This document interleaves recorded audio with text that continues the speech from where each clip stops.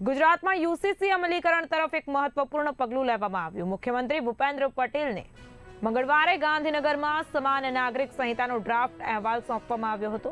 આ અહેવાલ જસ્ટિસ રંजना પ્રકાશ દેસાઈની અધ્યક્ષતામાં રચાયેલી ઉચ્ચ સ્તરીય સમિતિ દ્વારા તૈયાર કરવામાં આવ્યું છે।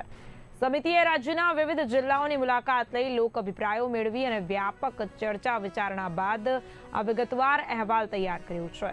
સમિતિમાં નિવૃત્ત વરિષ્ઠ આઈએએસ CL મીણા, વરિષ્ઠ એડવોકેટ RC કોડેકર, ભૂતપૂર્વ કુલપતિ ડોક્ટર દક્ષેશ ઠાકર અને સામાજિક કાર્યકર ગીતાબેન શ્રોફનો સમાવેશ થાય છે। આ ટીમે ઝીણવટભર્યા અભ્યાસના આધારે અહેવાલ તૈયાર કર્યો છે। મુખ્યમંત્રી સમક્ષ કરાયેલા પ્રેઝન્ટેશનમાં જણાવાયું હતું કે લગ્ન, છૂટાછેડા, વારસાગત મિલકત અને દત્તક લેવાની પ્રક્રિયા જેવા મુદ્દાઓ પર તમામ ધર્મો અને સમુદાયો માટે સમાન કાયદાકીય માળખું તૈયાર કરવાની ભલામણ કરવામાં આવી છે। ખાસ કરીને મહિલાઓના સમાન અધિકારો અને સુરક્ષાને આ ડ્રાફ્ટમાં પ્રાથમિકતા આપવામાં આવી છે। આ સાથે જ ગુજરાતની ભૌગોલિક અને સાંસ્કૃતિક વિવિધતાને ધ્યાનમાં રાખીને સંતુલિત પ્રાવધાનો સમાવેશ કરવામાં આવ્યો છે। સમિતિએ 3 વોલ્યુમમાં આ અહેવાલ તૈયાર કરી રાજ્ય સરકારને સોંપ્યો છે।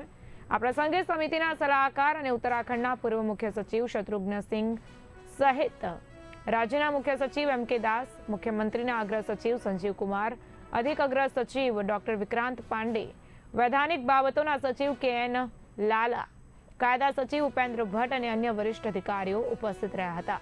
આ અહેવાલ રાજ્યમાં સમાન નાગરિક સંહિતા અમલ માટે માર્ગદર્શક સાબિત થવાની શક્યતા વ્યક્ત કરવામાં આવી રહી છે। તો હવે રાજ્ય સરકાર દ્વારા અહેવાલના અભ્યાસ બાદ આગળના પગલાં લેવામાં આવશે।